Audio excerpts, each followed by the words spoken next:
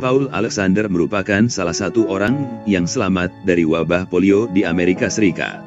Paul Alexander terinfeksi polio pada saat dia berusia 6 tahun. Dia lahir pada tahun 1946 dan tinggal di Dallas, Texas, Amerika Serikat. Pada saat itu, penyakit polio menjadi wabah mematikan yang tercatat dalam sejarah.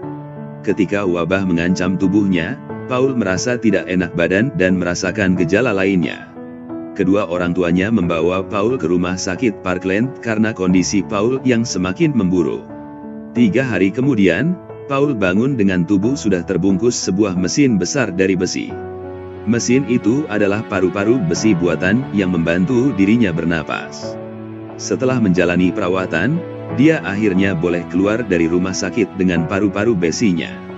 Paul Alexander harus melewati sisa hidupnya dengan paru-paru besi buatan.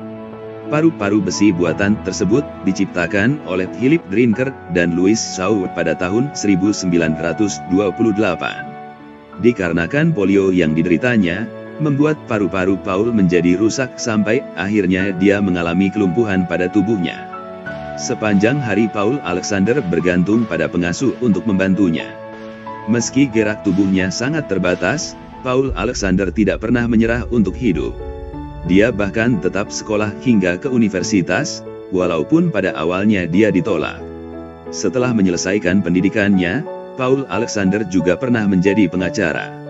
Pada tahun 1955, vaksin polio telah ditemukan. Kemudian pabrik pembuatan paru-paru besi telah ditutup. Pada tahun 2015, tabung paru-paru besi Paul Alexander rusak sehingga udara bocor keluar. Paul mencari orang yang dapat memperbaiki mesinnya dengan membuat video di internet. Kemudian seorang engineer bernama Brady Richards berhasil memperbaiki kerusakan dan kini menjadi mekanik andalannya.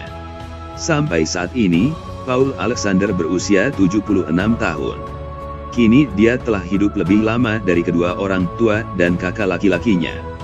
Paul Alexander menjadi penderita polio tertua di dunia yang hidup dengan menggunakan paru-paru besi hingga saat ini.